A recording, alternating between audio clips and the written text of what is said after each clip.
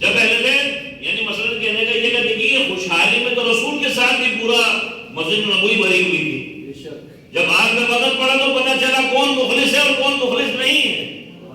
تو یہاں پر مسئلہ یہ کہ جس کو دیکھو جو ہے امیر المومنین علی بن ابی طالب علیہ السلام مسجد میں تشریف فرما ہے، تو کچھ افراد کو دیکھا وہ بھائی مسجد کے کونے میں عبادتیں پڑھنے والے، نماز پڑھنے والے، روزہ رکھنے والے۔ آپ نے فرمایا یہ کون لوگ ہیں؟ کہا مولا یہ وہ لوگ ہیں جو اللہ کے لیے روزہ رکھتے ہیں، مل جائے تو کھا لیتے ہیں، نہیں ملے تو بھوکے رہتے ہیں۔ آپ نے فرمایا یہ تو کوفے میں جو جانور پھر رہا ہے اس سے بھی زیادہ بدتر ہے۔ یہ کون سی زندگی اور عبادت ہے؟ اسلام میں رہبانیت کا کوئی تصور نہیں ہے کہ مثلا جو مل جائے تو کھا لیا، نہیں ملے تو بھوکا رہے۔ آپ نے فرمایا تم اپنے وجود کو جو ہے محنت میں پسینے میں شرابور کر کے پھر جو 2 رکعت نماز پڑھو گے، خالق اکبر کو وہ تیری عبادت پسند ہے۔ یعنی مسئلہ کہنے کا کہ آج مسئلہ ہے کہ ہر چوتھا آدمی سوچتا ہے کہ جی مسجد کے گوشے میں عبادت کرتا رہوں بس، اور میرے کو دنیا سے کوئی سروکار نہیں، میرے کو مثلا 20 بچوں سے کوئی لینا دینا نہیں۔ آج ہمارے معاشرے میں بگاڑ یہ ہے صاحب، اور جگہوں پر بھی مثلا بچے زندگی بسر کر رہے ہیں کہ جہاں شادی ہو جاتی ہے، اب چونکہ حضرت فاطمہ زہرا سلام اللہ علیہا کی سیرت ہے،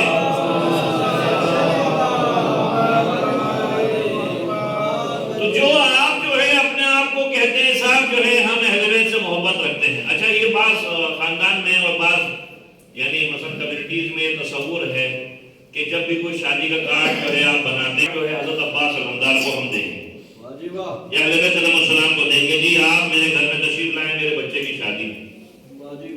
ایک مومنہ نے اسی طرح کارڈ جو ہے حضرت عباس کو دیا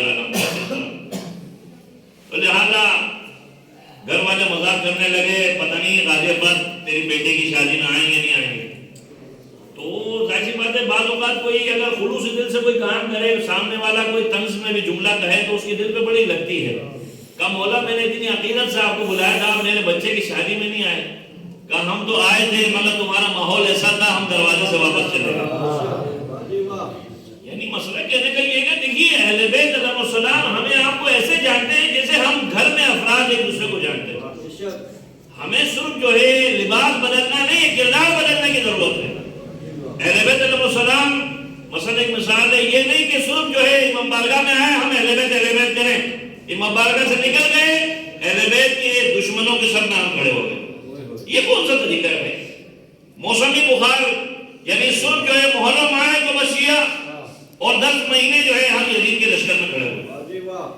صرف جو ہے ماہ شعبان آئے 15 شعبان ہم امام زمان کو علیحدہ ڈالنے والے، اور جب امام آ جائے تو اس وقت آیا ہم امام کے ساتھیوں میں ہیں یا امام کے مخالفوں میں ہیں۔ آج جناب سیدہ کی ولادت کا دن ہے، عہد کرو اگر اپنی زندگیوں میں ترقی چاہتے ہو حق سیدہ کو کبھی فراموش نہیں کرو۔ حق سیدہ کیا ہے؟ خمس نکالنا۔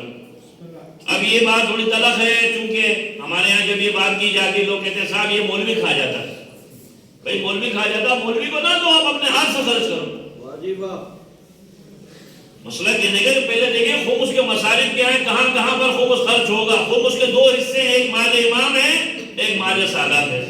مال امام جو ہے دین پر خرچ ہوگا، کوئی مسجد تعمیر ہو رہی ہے، امام بارگاہ تعمیر ہو رہا ہے، یتیم بچی کی شادی ہو رہی ہے، مال امام خرچ کر سکتے ہو، ایجوکیشن پہ خرچ کر سکتے ہو۔ اسی طریقے سے مال سادات ہے جو غریب سید ہے اس کی کفالت کا حصہ ہے۔ اب معاملہ یہ ہے کہ میں خمس نکالتا نہیں اور میں کہہ رہا ہوں جی میں تو امام زمانہ کا سب سے بڑا جو ہے میں ماننے والا میں، اگر امام ابھی آ جائے اور بولے بتا تو جب سے تو پیدا ہوا اب تک تو نے کتنا خمس نکالا، ہمارا ہاتھ کہاں نکالا۔ خمس کو سمجھنے کے لیے اسلام کے اقتصادی نظام ہے، مگر معاملہ یہ ہے کہ چند ناقابل اندیشوں اور نادانوں کی بیوقوفیوں کی وجہ سے یہ پورا سسٹم جو ہے ڈس بیلنس ہوا ہے۔ بھئی ایک آدمی کھا دیا تو پوری قوم تو نہیں کھائے گی نا۔ آپ اگر سمجھتے ہیں کوئی کھا جائے گا وہ اپنے ہاتھ سے خرچ کرو، اور اگر آپ نے یہ نہیں کیا روز محشر امام بھی آپ کا گربان پکڑیں گے، آپ کے پاس جواب نہیں ہوگا، میرے پاس جواب نہیں ہوگا۔ ہم مثلا ایک مثال ذکر کرتے ہیں صاحب وہ فلاں جو تھا اس نے جو ہے جناب سیدہ کا حق مسوخ کیا۔ بھائی وہ تو ظالم تھا، وہ جابر تھا، اس نے اہل بیت کا حق مسوخ کیا۔ ہم نے کیا کردار ادا کیا؟ دیکھیے کبھی آپ کے سامنے واقعہ ہو تو آپ کو معلوم ہے واقعہ ہونے کے بعد لوگ اپنی اپنی جو ہے زبان میں واقعے کو بیان کرتے ہیں کہ جی مثلا ہم نے تاریخ میں پڑھا ہے سیدہ کے ساتھ یہ ظلم ہوا، اہل بیت کے ساتھ یہ ظلم ہوا. لہذا ایک شخص تھا امام جعفر صادق علیہ السلام،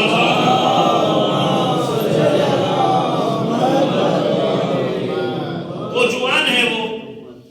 کوچوان یعنی مثلا یہ جو اپنی سواریاں جو ہے شاہی گھرانے کو یا حکمرانوں کو جو ہے کرایہ پہ دیتا ہے. اس زمانے میں ظاہر خچر کا دور ہے، گھوڑوں اور جو ہے نا اس پہ جو ہے سواریاں لے کے جاتے ہیں. یہ اس طرح جو ہے مثلا ایک مثال ہے بیل گاڑی کہہ لیں آپ، یہ جو ہے سواریاں کرایہ پہ دیتا ہے. کس کو؟ حکومت کے افراد کو. امام نے فرمایا اگر تم جیسے لوگ نہیں ہوتے کسی کی جرت نہیں تھی ہمارا غرض وصول کرنا. وہ اس کا کام کیا ہے؟ مثلا جیسے آپ کے پاس گاڑی ہے صاحب، آپ رینٹ پہ دے رہے ہیں، یعنی اس زمانے میں ظاہر ہے جو سواری ہے وہ کیا ہے؟ وہ مثلا ایک مثال ہے خچر کی سواری ہے یا بیل گاڑی ہے، اس طرح کی سواریاں وہ حکومتی سامان لانے لے جانے میں کرایہ پہ دیتا ہے. امام نے فرمایا کہ تم جو ہے یہ جو کام کر رہے ہو یہ اس کی مدد ہے. ابھی مثلا ہمارے امام زمانے کے مقابلے میں جو آیا ہوا ہے وہ کون ہے؟ پرنس کریم آغا خان ہے. پرنس کریم آغا خان وہ بھی اتفاق سے شیعہ کہلاتا ہے، حالانکہ وہ شیعہ نہیں ہے، آپ کو معلوم ہے. ان کا اپنا ایک سسٹم ہے، اپنا ایک حساب کتاب ہے. یہ سسٹم ہمارے پاس بھی ہے مگر مسئلہ یہ کہ ہم نے توجہ نہیں کی ہوئی.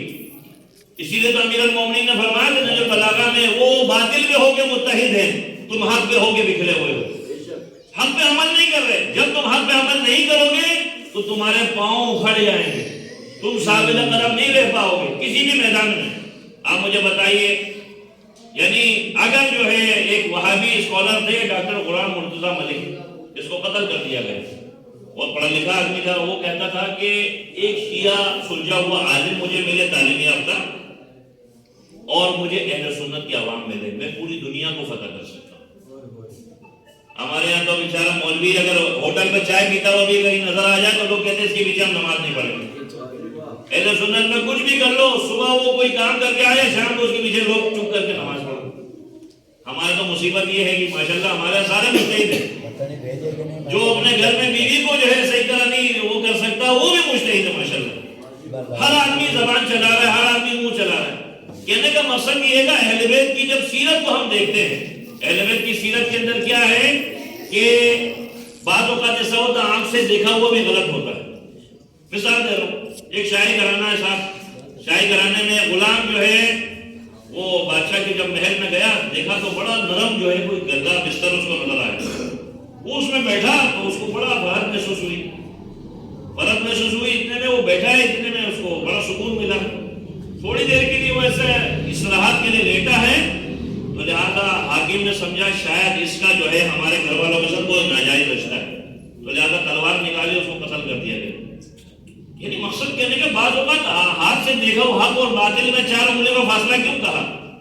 ہم اہل بیت کے پیروکار ہیں. اگر ہم جناب سیدہ کی سیرت اپنی بیٹی یا بیٹے کی شادی کے وقت اہل بیت کی سیرت بتا کر شادی کریں تو یہ جو نقص و کمی ہے تو میں سمجھتا ہوں یہ نہیں ہوگی. یہاں پہ چھوٹی سی بات کے اوپر رشتہ ختم ہو جاتا صاحب، چھوٹی سی بات کے اوپر کہ بھائی آج کے بعد تو میرے لیے مر گیا، میں تیرے لیے مر گیا. ایک چچا بھتیجے آپس میں جو ہے لڑ رہے ہیں. امام جعفر صادق علیہ السلام کے پاس جو ہے ایک شخص آیا اور کہنے لگا صاحب وہ 4000 یا پتہ نہیں 6000 روپے کا جھگڑا ہے. چچا بھتیجے سے کہہ رہا ہے میں نے تجھے دیا ہے، بھتیجا کہہ رہا نہیں آپ نے مجھے نہیں دیے. امام نے دونوں کو اپنے گھر بلایا، کھانا کھلایا اور اپنے گھر گئے. جا کر 4000 درہم لائے، لا کر اس کو ہاتھ میں رکھا کہ تجھے دینا نہیں پڑا اور تجھے مل گیا، جھگڑا ختم کرو. دو مومنوں کے درمیان صلح کرانے کے لیے اگر ہمارا مال بھی خرچ کرنا پڑے ہماری طرف سے تمہیں اجازت ہے. نعرہ حیدری. یہاں پر کیا ہوتا ہے صاحب، یہاں پہ تو جلدی تیل جو تھوڑا سا پیٹرول ڈالتے ہیں کہ بھائی فلاں نے تو ایسا بولا تمہارے بارے میں، فلاں نے تو ایسا بولا، تو لہٰذا وہ جو تھوڑی بہت جو ہے جھگڑا اتفاقی ہو وہ ایک رائی کا پہاڑ ہو جاتا ہے. ہمارے لیے نرم باتیں ہیں. اب مسئلہ یہ ہے کہ یہاں پر کہتے صاحب یہ جملہ ممبر پہ نہیں بولنا، ہم نے یہ تبلیغ ہم نے ممبر پہ نہیں کرنی. بھائی ممبر پہ نہیں کہیں، مجلس میں نہیں کہیں، مجھے بتائیں کہاں کہیں، آسمان سے فرشتہ اترے گا. مسئلہ یہ ہے گا یا تو ایک مثال ہے سوسائٹی کو میرا پیغام ہے بھائی، یا تو جیسے سعودی عرب میں ہوتا ہے نا، خطیب کو جو ہے جملہ لکھ کے دیتے ہیں کہ بھائی تمہیں یہ جملہ بولنا ہے، یہ جملہ نہیں بولنا. تمہیں ایک دن جو ہے اگر آپ کو میری کوئی بات ناگوار گزرے تو بھائی اس کو تھوڑا سا بڑے دل سے جو ہے اس کو ذرا یعنی حوصلے سے جو ہے سننے کی کوشش کریں. اب معاملہ یہ ہے گا ذرا سا 5 منٹ اگر لیٹ ہو جائے تو یہاں پر لوگ ماشاءاللہ اتنے ٹائم کے پابند ہیں. ارے بھائی مولانا 5 منٹ لیٹ ہو گئے، 5